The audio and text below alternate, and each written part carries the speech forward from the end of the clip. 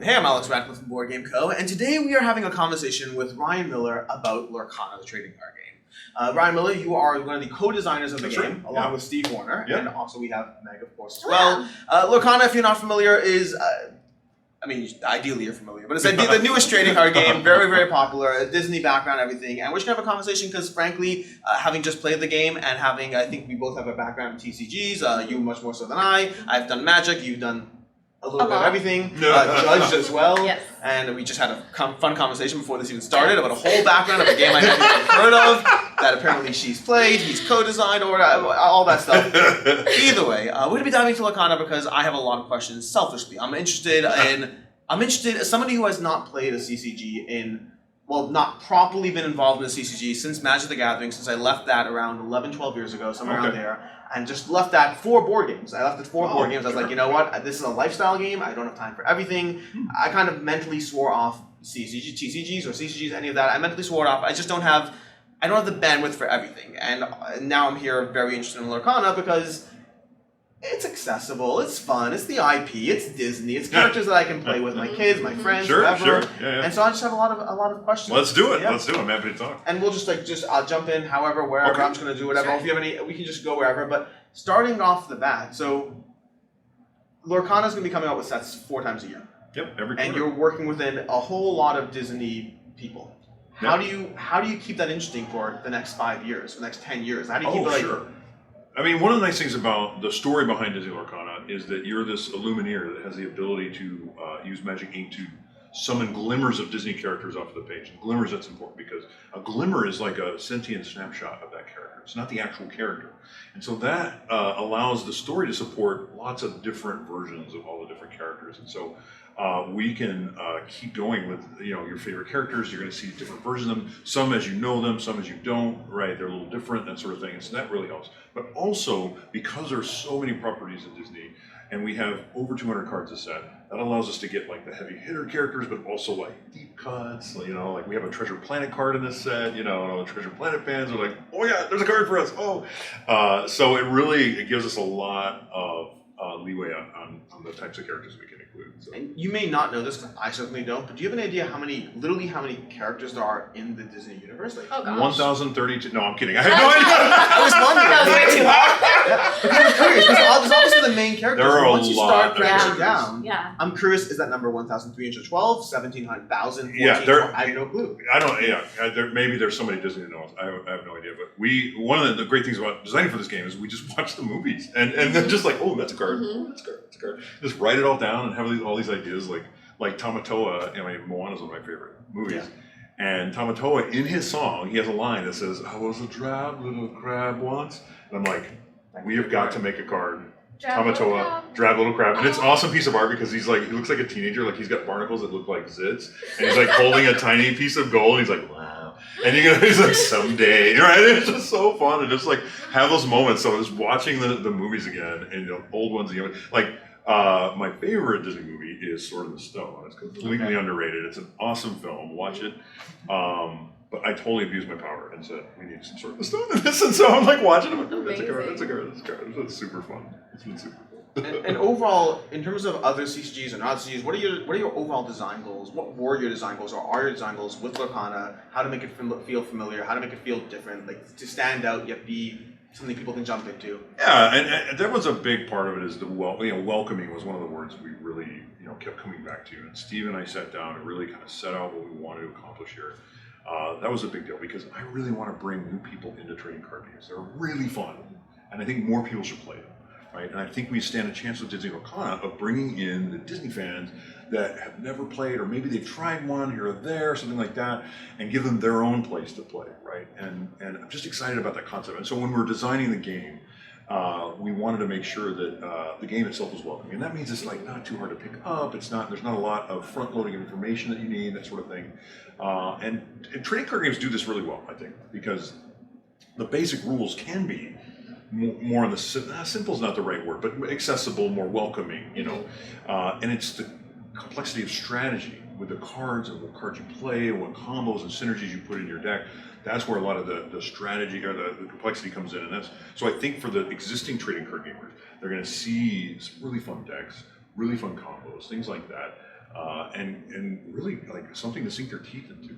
But like people who've never played can just put their favorite princesses together in a deck and play, and it's a fun game, right? And so I think we had a small target to hit, and I think we might have hit it because it's something that we from day one have striven for. And another thing we do is when it comes to card rarity, right? So there's 5 levels of rarity, and the more common cards tend to be simpler or easier to grasp or things like that. And so when you're opening a pack, a lot of the cards you see are on that end of the spectrum, and that helps as well being welcoming. It's hard even for me, like seeing a game with a lot of paragraphs all over the table can be a bit daunting, and it can be and that's not something we wanted for this game. So we wanted a game that at its core was just a fun game to play, and that we could start adding on all the fun cards and abilities and things like that. When you say adding on the fun cards and abilities, is the first intro set is it, I guess, simpler and or more accessible than future plans for what you have? I think that happens with just about any trading card game. Like, you really got to think about it. There's so many ways you got to slice how you look at a set and a card and how you design. You're designing the set for lots of different types of players. So you want to make sure each of them has something defined. But then you're also looking ahead in the kind of life cycle of the game. And this beginning phase is actually really important. Because you're kind of spooling up and you're getting everybody kind of on the same page. And so with the first 2 sets especially, I kind of consider set 2 more like set 1.5 from a standpoint of rules and strategies and things like that. The first couple of sets are really about getting lots of viable decks out there that are competitive and people feel like they have a chance of winning and that sort of thing. And so I definitely, like I said, I don't like simple because simple is an interesting term, like simple and complex, because I feel like if I go on a bit of a game design tangent here, complex kind of gets a bad rap, I think, right? Complexity is important, I think, for strategy and for lots of other things too. But if it's too in your face or too up front, it can be really intimidating or just a turnoff. It's just gonna be like, it's kind of a chore now, right? And so it's how you deploy your complexity that's really important. It's gonna be there. You just have to deploy it in the right way. And for the game system itself, cards aside, complexity, the other thing it does for you is it gives you what we call design space, and that just means it gives you more cards you can do, right? And a lot of times, the simpler the game, the smaller that space is, right?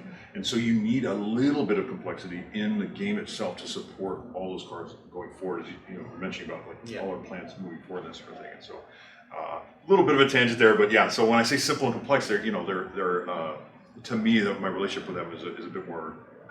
It might be. Now I feel like the mechanics, it being a TCG, the mechanics are very intuitive for anyone that has played card games before, but that being said, there are definitely some differences. Do you want to talk about what you did to make it different from other TCGs? Well, it's interesting you asked that, because different wasn't one of our goals, actually. Like, innovation can be kind of an attractive nuisance sometimes. Like, our goal wasn't to innovate. Our goal was really to amplify and support the theme. Like, that's really what we wanted.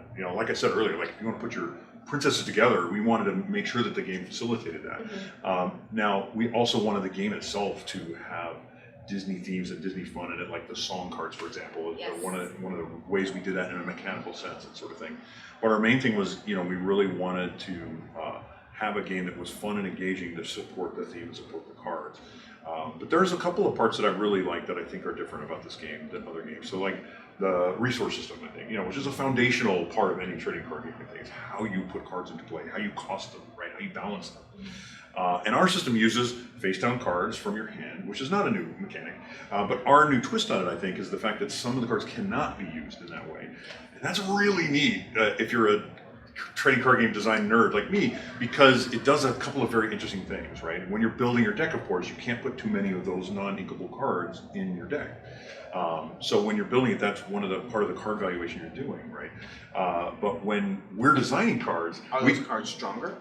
Well, I was just about to get to that. They're not stronger necessarily, although that is one of the things we can do. It's one of the knobs we can turn when we're balancing cards, right? Sometimes taking the ink off of a card in the design process will really affect how the playtesters and the players are like, oh, now I don't know if I play this. It's now taking a slot that could get me stuck, right? That sort of thing. But usually what we do is we use it to balance certain types of strategies, right? Because ideally, you have all these different kind of deck archetypes that live in a trading card game. And they're really important because if you have too few, the game can be really dull, right? It's like if you have one deck that just wins all the time, no one loves that, right? It's super unfun after a while. You're like, oh, that deck again, Great, right? You want lots of viable decks, right? So there's all these different deck archetypes, and but some of them are less fun than others. And the one that comes to mind is Control. Control is a deck archetype that's really about affecting your opponent to a high degree, right? Keeping them from playing and things like that. It's not very fun, but it can be kind of important in that ecosystem of archetypes because it keeps other decks kind of at bay, and there's some other things it does. But since it's not fun, we can make sure that control cards tend to, on average, not have ink. So if you do stuff your deck with control, then you get in trouble. You can only Right? do so That sort of much, thing. yeah. So it's This a whole really process of ink was one of the things I wanted to ask about because I only played with the starter deck so far, and I never felt like I couldn't ink things. I felt like the ink was very present, very prevalent. Oh yeah, the starter decks have a lot of ink in them. Yeah. And I was curious about how that manifests in the actual play because if it doesn't affect my decisions, then it's not a relevant factor. But if pending how those small tweaks. Yeah, and well, we didn't want so the starter decks have to kind of do a different task, right? Yes. They're there to teach the game. Yeah. They're made to be fun to play against each other, and to that end, we decided we didn't want a lot of cards that you can't ink, right? Because that can create some unfun tension when you're first starting the game, right? But when you explore the set, I think you'll see that there's a lot more of that design tension and decision attention. But these are like an accessible gateway. Yeah. So for anyone who's looking for the game, start yourself with a pre-made deck and then grab some packs and spice it up. There you go. You actually get a pack in there too. Well, so there you go. Start with a pack right off the bat. So. Now, speaking of the archetypes, so you have 6 different, what do you call them? Resources, attributes, inks. 6 different inks. 6 different inks. Yeah. What are the, I guess, how would you describe each of those inks? In terms of what they do with the play style. Okay, yeah, so we've got 6 inks. That's actually why we have 3 different starter decks, because each starter deck has 2 of the inks, and we want to make sure that all 6 inks, right? So Steel, the color of strength, the color of defense, but also has a pretty hard punch as well. Sapphire is the color of intellect, and smarts, and brains. This deck here is Amber, which is the color of kind of teamwork and togetherness and that sort of thing. Amethyst is sorcery and mysticism. And finally we have Emerald, which is kind of flexible and agile. You get lots of choices, and Ruby is daring and they kind of just rush right in, that sort of thing. And so each color of ink has not only a thematic personality, but mechanical as well, right?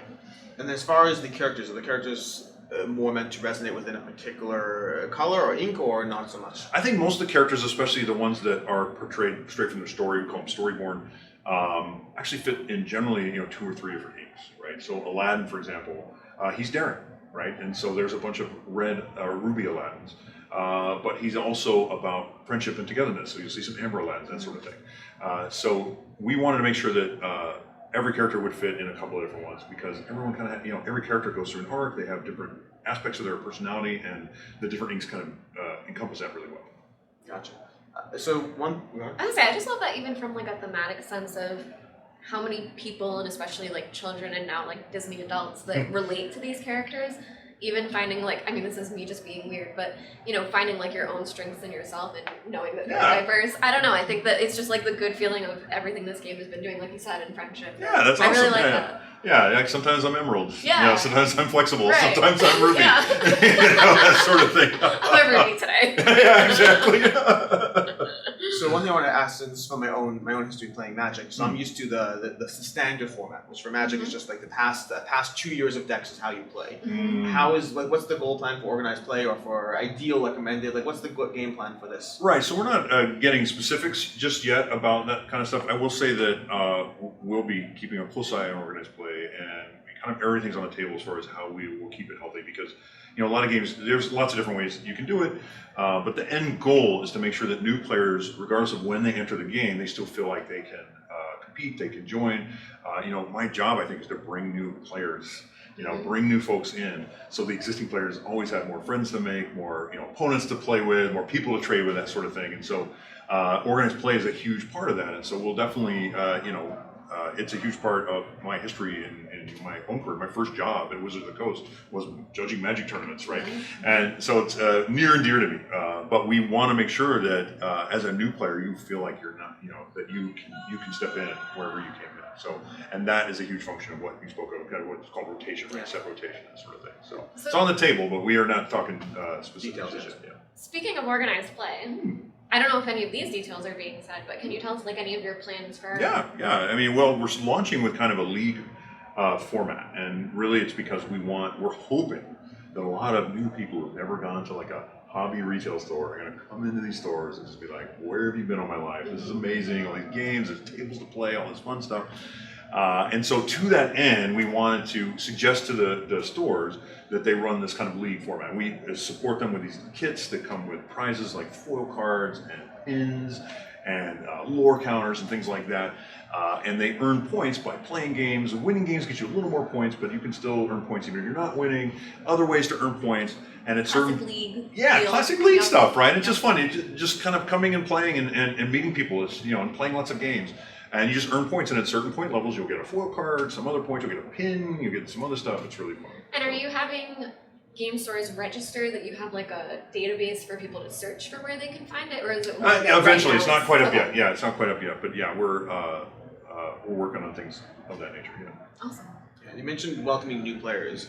So one thing I find interesting, again, going back to Magic, I as someone who played Magic for years, I really like it in theory, but like even if I were to dive in now, I would just feel intimidated by what I have to like pick up or figure out all of that. Oh, sure. So how do you plan on handling that as this grows and as it has a history behind it? I think the starter decks is really a good way, because the starter decks for the first set are really about introducing the game itself. Mm-hmm. After that, the starter decks have that job, but also kind of introducing the set and what's cool about the set, right? And so it's always a really good place to dive in and learn like what's going on with this set and what's happening, that sort of thing. And so I think that's the first step from a product standpoint. And then I think organized play is a big component there too, as we talked about.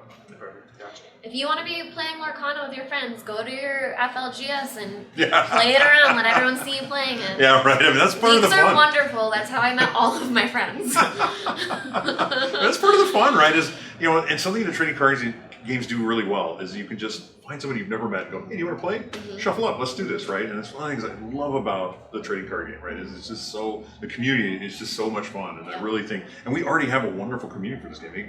They've been kind of coming together and talking to each other for months now. I mean, we announced this back at D23 in last September, and already we just have this wonderful community of folks. And now that the game's there, then they can start playing and building decks and stuff like that. The community is why I do this. I just love the idea of bringing people together, making memories, sitting down with your friends, making new friends, shuffling cards, trading. It's super fun. I love it.